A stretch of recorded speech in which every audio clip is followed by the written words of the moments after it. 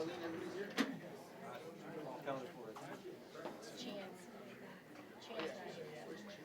at reception. She'll be fine.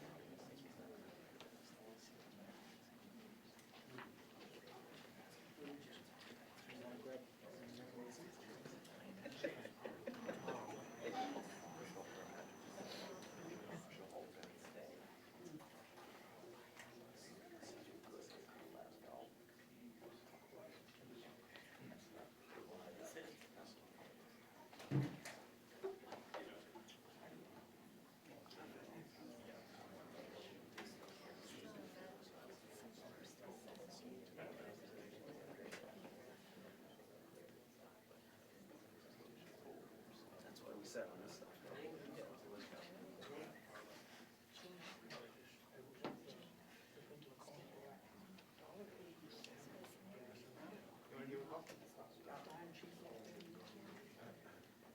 It's because of all the race cars. Call the main number. It's all the race cars.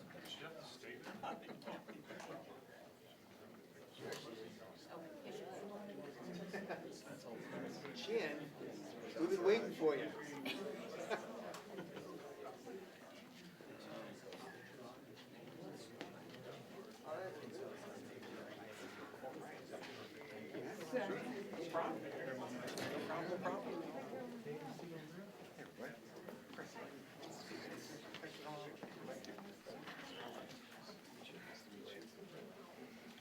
Governor, thank you very much for, My pleasure. for being here.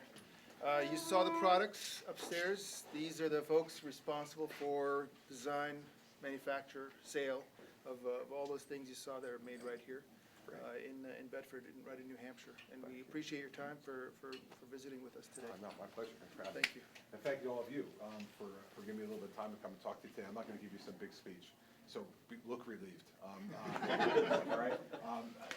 First off, thank you for what you're doing. For what you're doing not only for your families and yourselves, but for our country too. It's incredibly important and so good for someone like me running for president to see what it is you do and what the downstream effects are of what this president and what Congress has done with sequester. Because the effects of that are significant, not only on all of you and what you do here and the products that you're able to produce, but also an enormous effect on the men and women who are in uniform, who are counting on your products to help make their jobs more effective, safer. So for somebody who hopes to have responsibility for this in a year from now, it's really good to come here and to be able to see what it is you do and be able to call on that when someone tries to tell me something different in Washington. I go, no, wait a second. I saw this myself, and I saw what they're doing, and that'll be really helpful. I hope and ultimately helpful for all of you. What you're doing now and have been doing is going to be incredibly important as the world gets to be a heck of a lot more dangerous place for everybody. And having our folks be the best equipped and the best prepared to be able to bring the fight to whoever we need to bring the fight to at that moment is going to be incredibly important to the success of those missions and to the safety and security of those people and to the safety and security of our country. So I'm really appreciative of the fact that you're doing what you're doing and that you have companies like this here that are making a difference for the fighting folks who are doing all the work and making a difference for our country. So I'd rather just take questions from you about whatever is on your mind. I don't want to, like I said, I'm not going to give some big speech here. We don't need to put you to sleep at 3 or so in the afternoon. So you ask me questions, I'm happy to answer you on whatever it is that's on your mind. Any topic, doesn't have to be topics that are related to what you do here every day. Maybe topics related to anything that you want. So feel free, whatever you got. Let's go. Somebody's got to start. Yes, sir. So the ISIL attacks in France, what's your thoughts on the U.S. being prepared for multiple city at multiple same time or simultaneous attacks in multiple cities? Are we prepared? Yeah, my suspicion is we're not. I don't get the same. I don't get the same level of intelligence briefings and preparedness briefings that I used to when I was the U.S. Attorney for 7 years. As governor, I get some, but only as it relates to my state. So what I'd say to you is I don't think we are, and I think that part of the problem is that we've taken away some of the capabilities that our intelligence community has to be able to get this information, to connect dots before attacks happen. I had a really interesting back and forth with a reporter from the New York Times a few weeks ago where we were talking about a case that I did when I was U.S. Attorney, where folks were planning to attack Fort Dix. And we caught them while they were in the midst of their planning, and so we then had surveillance on them and set up a sting operation, and were able to stop them before they did anything. And the reporter was saying, well, I don't know if that's as important a case as the Boston case was. And I said, well, to tell you the truth, I said, the Boston case, from a law enforcement perspective, is a failure, because people were killed and maimed in the process, where the Fort Dix case is a success, because no one got hurt beforehand. I think the biggest problem we have right now is that we've lowered our intelligence capability, and that directly impacts law enforcement as well, and their ability to intervene on these things. So when you talk about multiple attacks in multiple places across the country, with ISIS, that makes it even more difficult, because with Al-Qaeda, they were looking for big targets, big symbolic targets. These folks really, they said it after Paris, that the only thing that would be sweeter would be the taste of American blood. And when you see what happened in San Bernardino, if a Center for the Developmentally Disabled in San Bernardino is a target, it means any place is a target.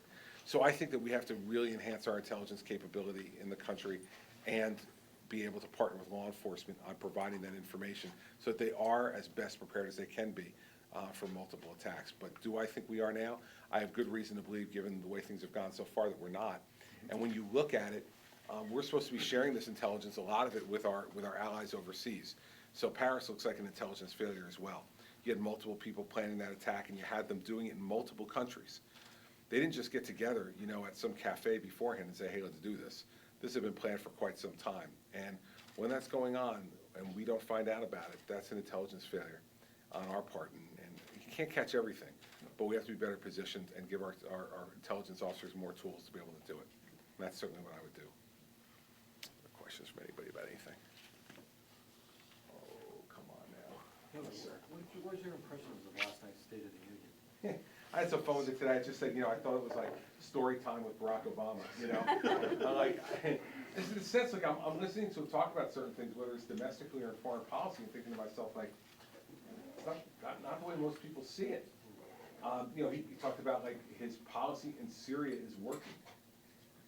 I was like, well, I don't know. The 250,000 people that are dead probably don't think that's really the case, and the millions who are running for their lives to Europe or to other places in the Middle East probably don't think so. The fourth largest city in Jordan now is a refugee camp. And, that is the sign that the policy is working. And then I found it kind of interesting, that at the last, I don't know, 7 or 8 minutes of the speech was kind of this, sermon from the president about civility in politics. Now, I remember when I said, I don't think that we should allow Syrian refugees in the country as long as the FBI director is saying that we can't vet them properly. That if we can't vet them, we shouldn't let them in. The president compared those of us who said that to terrorists. And yet I got him up there last night, lecturing me and you about civility in politics. And I think to myself, there's no self-awareness there. That, you played a large role in how much less civil our politics are. And we all have to take responsibility for those roles that we play, and it didn't seem last night like he was. I was kind of hoping last night he'd sit up and say, listen, I know you're scared, and I know that you feel less secure than you felt before, and we're going to do better. Admit to people that, everything's not perfect. They know it. Sometimes I feel like the theme for this administration should be, do you believe me or your lying eyes? Because we all see stuff that's going on, and he said, no, that's not really it. It doesn't engender confidence from the American people. And I think he undersells them. I think the American people just want to hear the truth. They know it's not great. They know it. They feel it. So tell them. Tell them it's not great, and here's what I'm going to do to make it better. That's your job, as a governor or as a president, is not just to talk about things, but to say, okay, here's the problem, and now here's how I propose to solve it. And then move towards that solution. But last night he was kind of like, no, you think it's bad, but it's not really bad. So, it's fun today. Story time with Barack Obama. Green eggs and ham had no truth in it. That's some of that stuff I used to read to my kids when they were little. Other questions for anybody about anything? Yes, sir. I love the GOP response on South Carolina. Yeah, I thought Nikki was great. The thing about Nikki is she's very smart. She knows exactly what she believes, and she says things in a way that put people at ease. And I thought that was the biggest thing last night. More than any particular words that she said, I thought the tone that she accomplished last night was confident and at ease. And I think that's what people want from their leaders. And so I was pretty impressed with her last night. Now, I've known her for almost 6 years now, and I've become good friends with her. So I wasn't surprised, but you never know, right? The camera goes on, you know, lots of people are watching. We've seen a lot of other people not do so well in that spot. So she did really well last night, and I thought put a good face on our party going forward for lots of the people that were watching, saying, okay, there's a bright, competent woman who's doing a good job as governor of South Carolina and can speak to these national issues and talk to our party. So I thought she spoke to the country really well last night. I texted her right afterwards and said, you know, you did a great job, because there's a lot of pressure on those things, because everyone's thinking you're going to do badly. And by the way, like, how can you do any better than she did last night when, you know, the president he's in the well of the House of Representatives, he has all the people standing up and cheering, his wife in the gallery and all those other folks. You know, there's an atmosphere to it that helps it along a little bit. Then she's in the governor's mansion in South Carolina seemingly by herself. You know she's not, but that's the way it feels on television. So I thought, given all that, she did really, really well. Well, how do you think she did? I agree, yeah. Potentially have her as a running mate? Yeah, well, you know, first of all, it's really good that you're asking me who my running mate might be. That's good for me. Listen, she would be on anybody's short list. She would be on anybody's short list because, like I said, she's smart, she's direct, she's competent, and she would be on anybody's short list, and she certainly would be on mine. Yeah, definitely. Definitely. Other questions for anybody about anything? You're wondering about, like, the weather in New Jersey or something like that. I was there yesterday. It was cold, but it was okay. Come on, somebody got another question, or am I gonna have to make something up here? I can do that, though. You're from a major metropolitan state yourself, I am. governor now. Infrastructure spending, we got bridges, we have tunnels, we have railroads, infrastructure spending. Where are you on that? Yeah. How do you feel about it? Listen, I think one of the things that I proposed in this campaign is, you know, we got about $2 trillion or a little bit more overseas that American companies are keeping overseas because they want to pay this double tax here. And so they make the money overseas, they're American companies, so they keep it over there. I've said, listen, we should lower that tax rate for the one-time repatriation of that money into 8.75%, and then take that money, 8.75% of $2 trillion, and put that into infrastructure. So we don't have to raise the gas tax, but there's money that's found money, because right now they're not bringing any of it in. We're taxing at 35%, and 35% is zero. Right, so bring that money in and then use that money to help do the things you're talking about, rebuild tunnels, roads, bridges, and mass transit systems in our more, you know, metropolitan areas of the country. And the last piece on that too is to protect some of our infrastructure, especially the electric grid. You know, we need to do more to protect the grid, both from a physical perspective, but also from a cyber attack perspective. And so that's what I would use that money on. It's a lot of money, but I would use that money on that. That's the way to do it. To be able to take that money, be able to spend it, and give it to the states.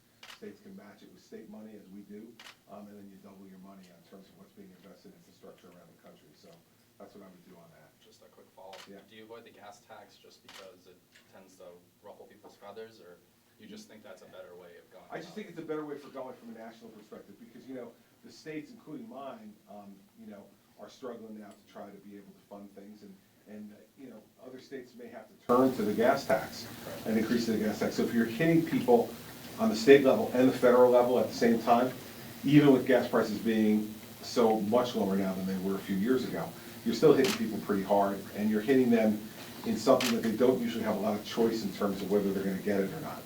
You know, it's not a luxury item.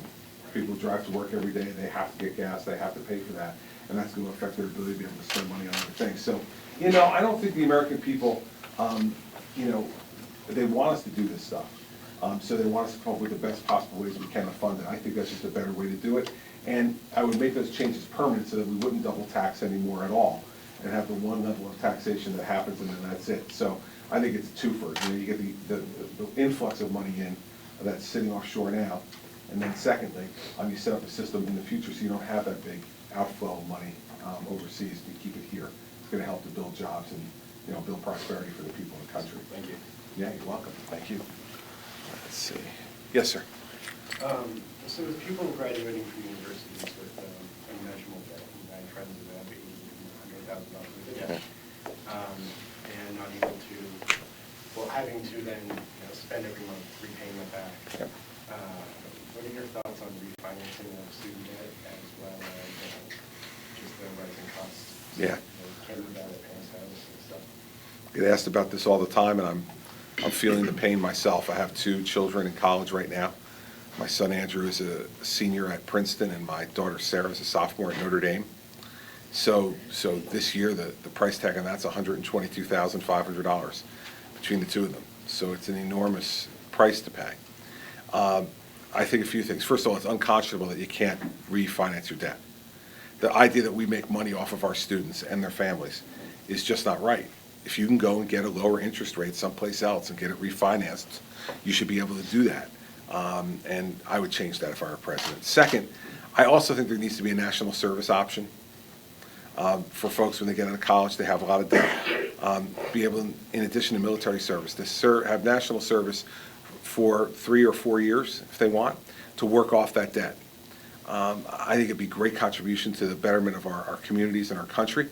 It would help to, teach those younger folks how there's something bigger than their own self-interest, work on big things that are good for the entire community and the country.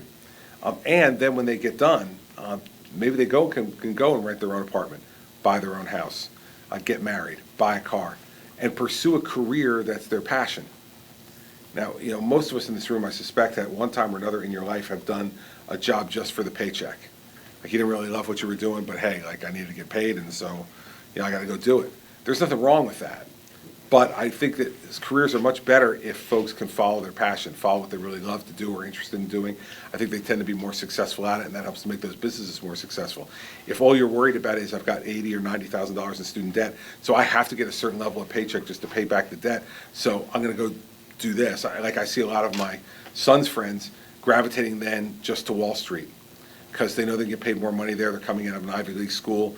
They're not thrilled about the idea of going and crunching numbers at some mutual fund or hedge fund or bank, but they know they're going to get paid a good amount of money, so they go because they have all this debt. I'd rather have them decide if they want to do something different to do something different. They might be a lot better at that than they are at the crunching the numbers, bit. So I think on that side of the equation, that's what we need to do.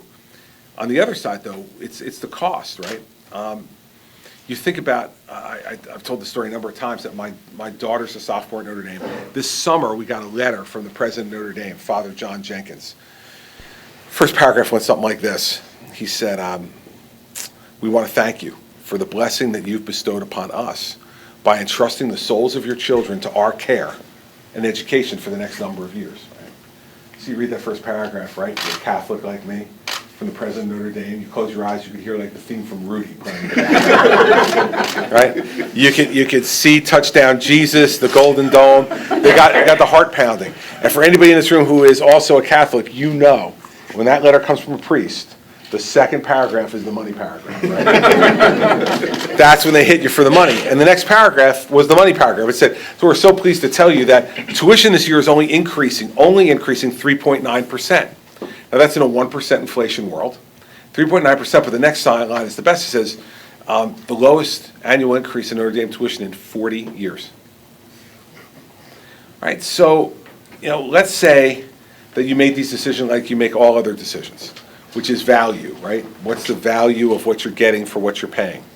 So let's say I decided, my wife and I, we decided, at $62,500 a year, we don't really see Notre Dame as a value anymore. So we call our 19-year-old daughter downstairs, the one who has on the Fighting Irish sweatshirt and the Fighting Irish sweatpants when she comes downstairs. And she texted me this morning. It was 0 degrees in South Bend this morning. And she texted me and said, but don't worry, Dad. I've got my warm stuff on, and I'm heading for class. I love this place. I call her downstairs to tell her, you know what? We just don't think there's a value anymore, so we're not going to send you back. Yeah. The people laughing the most are the people who have had children in that situation. I mean, after the crying and the stamping of the feet and slamming the door and like, you're ruining my life and all the rest of that, what my wife and I would do is sit around that kitchen table and figure out any way we needed to get the chance to send her back. Here's the problem. Notre Dame knows that too. Every college and university knows that you're not making that decision most of the time on the basis that you make all other decisions, which is a market-based kind of decision where what's the value for what I'm getting and what I'm paying for, and then I'm going to make the best decision. It's an emotional decision. It's emotional on your part, it's emotional on your child's part. And they play that, and they're able to keep the prices going because they know we're not going to say no. So I think we need to do a few things about that. The first is, if you went out for lunch somewhere today in the area, and 4 of you went out for lunch and the bill came to the table, and you flipped it over and it just said food, $50. And that was all it said. You'd call the waiter over and say, hey, could you just detail like what everybody had and how much each food was? I just paid a second semester bill for my son at Princeton. It was 3 lines. It said tuition, room and board, other fees. That was it. You know, like 29,000 something dollars, right? And I said nothing about it. I wrote the check. We should make them detail what they're spending our money on. For 2 reasons. 1, because we should know, and 2, because I think it would embarrass them. If we saw what they're spending money on, like I was teasing people this morning at the town hall meeting I did in Goffstown. I said, you know, I went to University of New Hampshire. Do you know that they have rock climbing walls at the University of New Hampshire? You got rocks. Like right outside. You're the Granite State, right? Why do we have a rock climbing wall at the University of New Hampshire? Maybe the rocks. It would be like having a, you know, an artificial cornfield in Iowa, right? I mean, like, you have the real thing. Go outside and climb those, right? It's just one silly example, but like, it's an example of over and over again, colleges and universities just spend this money on whatever they want to spend it on. Oftentimes on monuments to themselves and to their biggest donors, and, you know, let's have another science building. Let's have another, you know, social sciences building. Not whether we really need it or not, but we're spending it. I think we need to let them put out there publicly to everybody who's picking up the tab. I think that will help to restrict things a little bit more. But secondly, and more importantly, I think you should be able to unbundle your bill. You should be able to pick the things you want to pay for. The things that you as a student or your parents, if they're paying, you know, what you're going to utilize and pay just for that. If 98% of the people then didn't pay for the rock climbing wall, they're not building the rock climbing wall. And you can pick any one of those things. So I think those are 2 things that could put some market pressure on a system that has no market pressure because it's too emotional a decision. And you'd ask, how do you do that? I would say to any school that isn't willing to do both those things, that you cannot your students cannot participate in the student loan program or the student grant program. That gets their attention, right? And gets them to be accountable. If they're going to use our money, if they're going to use taxpayer money, they should be accountable to the taxpayer for it. It's a tough situation because we'll continue to act counter to our own pecuniary interest. The prices go up, we say, well, okay, my daughter, my son loves this place, we're going to send them there. But, so we have to put some other things in there that help to bring some market forces to bear. And then on the payoff side, national service and being able to refinance, it's just unfair and it shouldn't be done that way. So those are the 4 steps that I would take to try to bring some control to the situation. And the sooner the better, because I have a 15-year-old and a 12-year-old too, so it's not, the pain's not ending for me anytime soon. Just I'll get a little break. Get like a 2-year break in between, that's about it. Other questions for anybody on anything? All right. Well, oh yeah, got one? Yes, sir. I just had one for you. We're going through the internet age. Things are growing and exploding in the internet, and it seems like progress is related directly to the internet now. We also have a growth in gas, whereby we're not importing as much oil, and that we're substituting gas, but it seems to be captive in certain parts of the country. I'll flash you back to the early 1900s, and it's 1917. The federal government did a Rural Electrification Act, whereby they brought telephone and electricity out to the farms and people, and they probably put electric lights in one-room schoolhouses, and the whole country literally changed its posture in the technology world.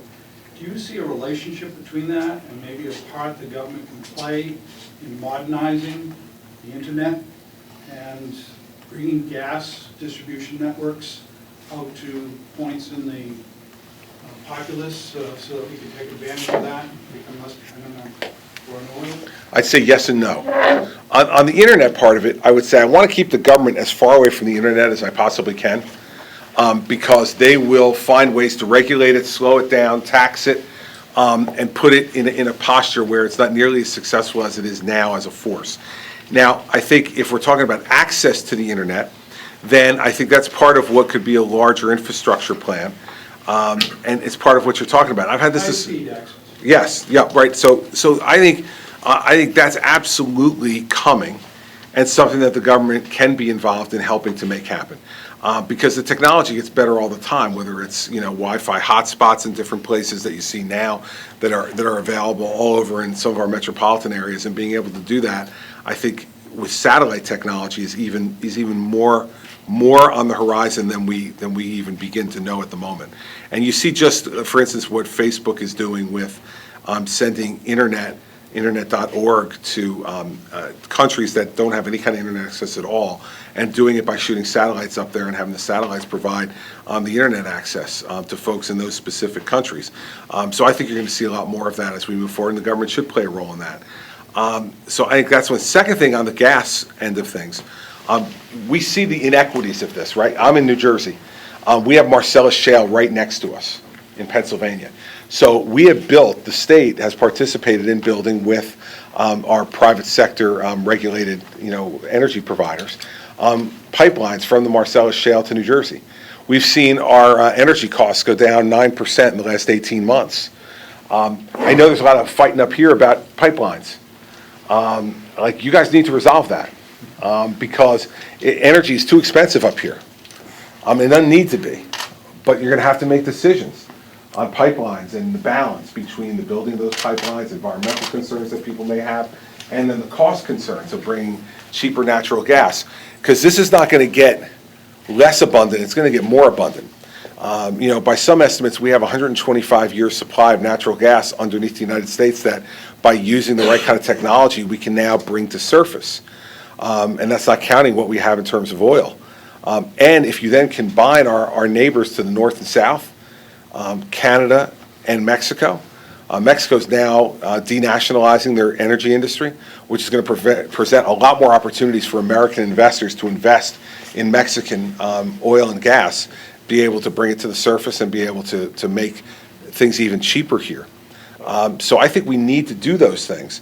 That's why I was so opposed to the president stopping the Keystone Pipeline. Not only isn't it the neighborly thing to do, Canada's done some pretty good things for us. Gone to Iraq, gone to Afghanistan at our request. Now they asked to build a pipeline where 85% of the oil that they put through the pipeline we're going to use, 100% of the oil they put through the pipeline we're going to refine, creating American jobs, and the pipeline itself will create temporary construction jobs.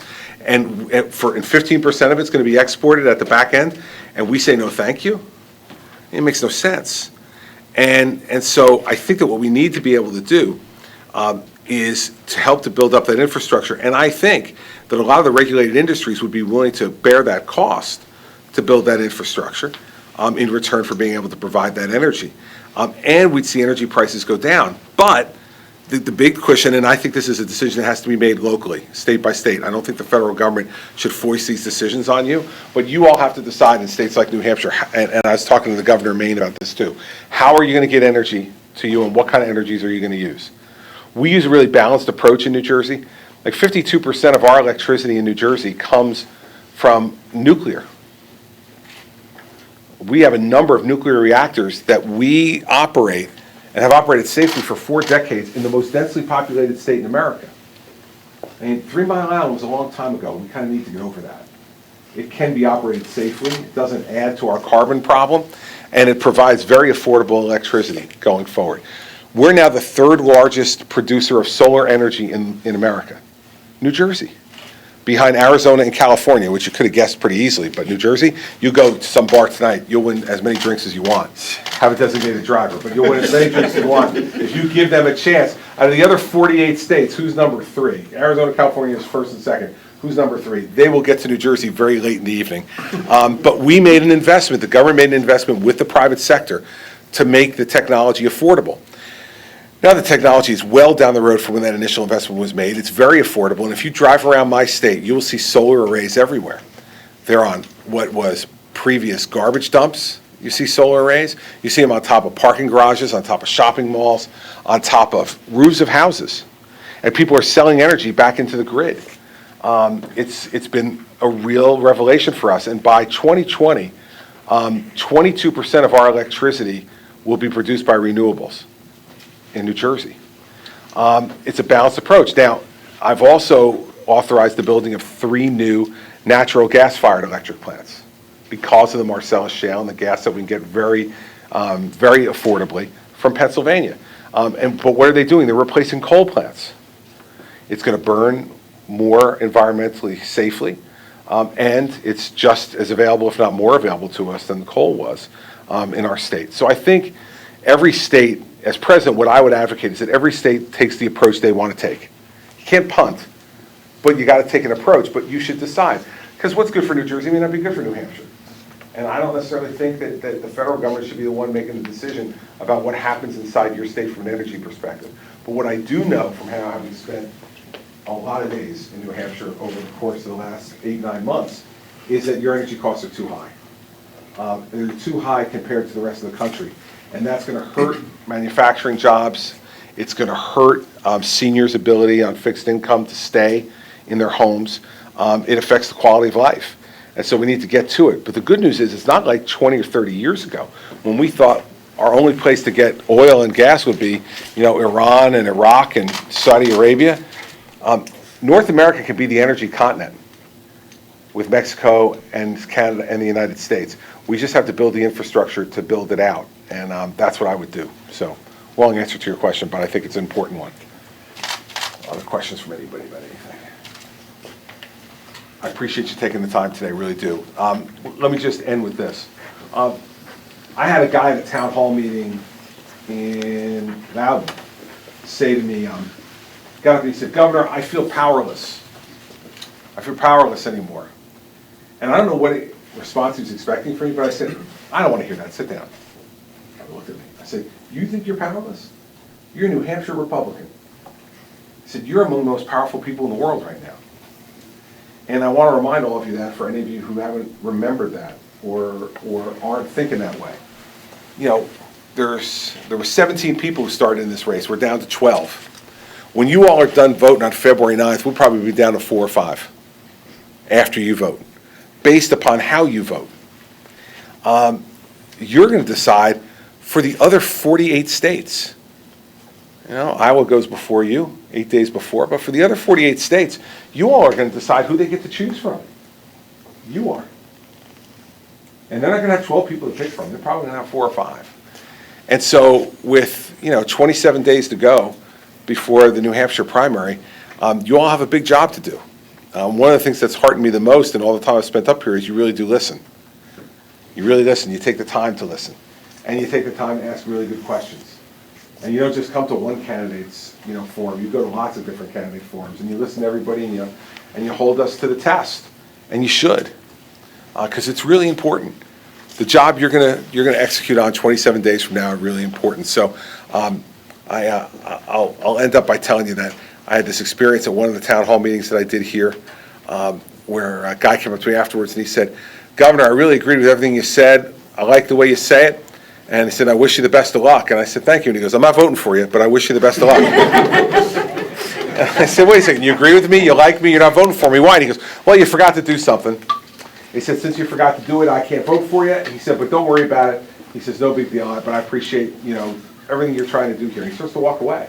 He looked like a guy who was like in his early to mid 80s. And I said, no, wait, come back here. I said, "You can't just tell me I forgot something and not tell me what I forgot. I mean, that's not fair." And he goes, You're right. He goes, "Listen, this is pretty simple. You never asked for my vote." He said, "I waited for 2 hours." He said, "You went through this whole thing. You answered all these questions. I loved your answers. Everything was great. And I'm waiting in the end. He's going to look at me and say, I want your vote. I need your vote." And you never did. So I can't vote for you. So I said, "Well, can I have your vote?" He goes, "Too late." And I said, "Well, too late? This was like in August." I said, "You're not voting until February. I mean, come on. Give me another chance." And he said, "All right, here's what I'll do." He said, "I'll come to another one of your town hall meetings later. I won't tell you when." He said, "I'll sit in the back because I'm going to check out if you remembered and took my advice. And if you did, I'll give you another thought. But if you don't, I'm not voting for you." So I said, "Okay, I appreciate that, sir." And he said, "Great, Governor." And he took like 4 or 5 steps away from me. We shook hands. He took 4 or 5 steps away, and he goes, "And by the way, son, that's the way we do things in New Hampshire." So I don't get into a large gathering or small gathering ever since then and forget to end by asking you for your vote. That's why I'm here. And your vote's a precious thing for you to give, and especially for this job. It's the most important vote you get to make. And so I'm asking you for your vote and for your support. I'm asking you for your vote and your support after due consideration, where you consider the other candidates as well. I mean, not at this point, not too hard, but consider them. And I hope that after you do that, that I will have earned not only your vote, but your trust and your confidence too. Because see, the vote will get me there, which would be great, but if I don't have your trust and your confidence, I can't be a good president. Because I'm going to have to do some really hard things, especially after this guy. I'm going to have to make some really hard decisions and clean some really ugly messes up, and it's not going to be easy for me to do that. And if I don't have your trust and your confidence, the first time I make one of those decisions that you don't agree with, you'll be off the team. And thinking, what did I do? Why did I vote for that guy? And what's he here? And so I need not just your vote, I need your trust and your confidence too. Because I'm not going there just to be president. I want to be a successful president. And we need a successful president. We're in need this next time around of a president who's successful, who knows what they're doing, and can actually make these decisions. And I think that's the greatest thing about the last 13 years being the United States Attorney for New Jersey, the Chief Federal Prosecutor, and the Governor. For 13 years, all I've been doing is making decisions. And the decisions that come to my desk when you're a U.S. Attorney or a Governor are never the easy ones. The easy ones always get made by somebody beneath you in the organizational chart. The ones they bring into your office are the ones that no one else either can make or wants to make. And I've been doing that now for 13 years, and that's different than other jobs of other folks who are running in this race. It's not a roll call vote where you say yes or no. That's not the way it works when you're governor. When you're governor, they bring you the problem and say, how do we solve it? It's not a yes or no answer. And so that kind of training, I think, is what we need for the next president. We already had a first-term United States Senator as President of the United States. He never ran anything more than a 30-person Senate staff. And we put him in charge of the most complex government the world's ever known. And we wonder why things aren't working. We really shouldn't, right? I mean, common sense should tell us that if a guy's only run 30 people before, and now you put him in charge of a government that is as vast and as complicated as ours, and the VA doesn't work, and he's messing up the Pentagon with sequester, and then he's messing up on drug rehabilitation and drug treatment that's costing families lives all over the place and not providing that type of care to people. He puts Obamacare in place that winds up being the big lie of the first term, right? If you like your doctor, you can keep him. If you like your health plan, you can keep it. Well, we know that both turned out to be wrong. We shouldn't be surprised, though. How was he supposed to know? He had never done it before. Be careful with this vote, too. Vote for someone who's done it before. Because when I get there, believe me, I'm not going to sit in the desk the first day and sit behind the chair and spin around in the chair and go, gee whiz, and then great, I'm president. And then look for the employment manual in the top center drawer. There's not any how-to manual for this. When I sit there the first day, I'm going to say this feels familiar. It's bigger, but it feels familiar. I know what I have to do. It's deciding time, and I have to make decisions and give direction. And it's not going to be an explanation I'm going to need from anybody else because I've done it. And I think that's really important. It's been an entertaining campaign. It really has. Even for those of us on the stage, I'm going right after this to go to the airport to fly to Charleston because we got a little debate tomorrow night in Charleston. Down to 7 of us on the stage, so it's starting to get a little more manageable. But we've had everything in this race. Governors and former governors, senators, former senators, business people, and a character. We've had it all, right? And it's been, I tell you, it's been entertaining even for me, sitting up on that stage. There's some things that have come out of people's mouths on that stage that I was like, I don't know what running for president was going to be like, but I didn't think it was going to be this, but all right. And that's great. To have a couple of laughs during all this is a relief, not only for us who are running, but for you who are listening. But with 27 days to go, showtime's over. It's game time now. And for those of you who played sports like I did, you know the difference between showtime and game time. Game time is when you get serious, and the people you want with you are the people who are going to perform under pressure, are the people who can get the job done. Because when it's game time, if you don't have people with you who can do that, you can't win. We can't win as a country. And you can't win as individuals if you don't have a government who has a game time mentality, who knows how to get things done. So it's game time now. Entertainment time is over. We're not picking an entertainer-in-chief. It's commander-in-chief. And it's time for us to get serious about picking that person and picking the best person. And the last piece is this. You don't get a silver medal in this business.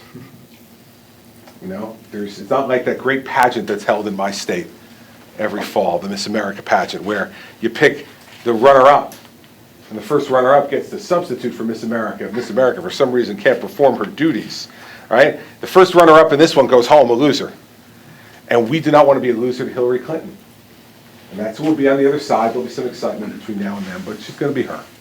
Be confident. September, there's going to be a Republican candidate standing across the stage from Hillary Clinton, and she will be a formidable candidate with a formidable organization and a very popular husband who will all attempt to get her into the White House. So you don't want to go for somebody who won't know how to take that heat, because the heat will come. The heat will come, the mud will come, it will come from her side of the stage, and you got to be ready. So we can't nominate someone who isn't ready for that, hasn't been through it. And given where I've come from, believe me, I've been through it. New Jersey's not a hospitable place for most conservative Republicans, I can guarantee you that. We haven't elected a Republican to the U.S. Senate in 43 years. It's the longest streak of any state in the country not to elect a Republican to the U.S. Senate. And I've been elected twice there, with a hostile media from New York City covering us every day, and Philadelphia, with 750,000 more Democrats than Republicans. You know, not easy, but I think it's the best possible training I could have for going to Washington, because it's not going to be easy down there either. I mean, nobody's trying to do you a favor down there. And Truman said, if you want a friend in Washington, buy a dog. You know, it's a tough place. So you need somebody who's tough and who's ready for it, and who's ready to take on that challenge, and knows what they're doing. So those are the things that I offer. So with all that, I ask you for your vote and your support. I appreciate you taking time out of your day to listen to me. I really do. I know you all have a lot of important work to do. And the fact you're all willing to take some time out to listen to me and ask me some questions is something that I really appreciate. So I'll be up here a lot over the next 27 days, like I have been for the last 9 months. By the time February 9th comes, you'll be more than happy to shake my hand and tell me to go away. You will have seen enough of all of us, but between that time, we have a lot of good work to do together to try to make sure that our party nominates the best person and that our country gets the best president. So I thank you for what you do every day for our country. The work you do here for our country is incredibly important, and I know that the men and women who wear the uniform appreciate what you do for them. And when they use the equipment that you make here, and it helps to make them more effective and make them safer, they may not know who it is, and probably don't know exactly who it is who actually gave them that technology, built it, made sure it was safe and reliable, but I know they're happy that it works, and it makes them more effective at what they do. So thanks for letting me come by today. I'll let you all get back to work. I appreciate your time very much. Thank you.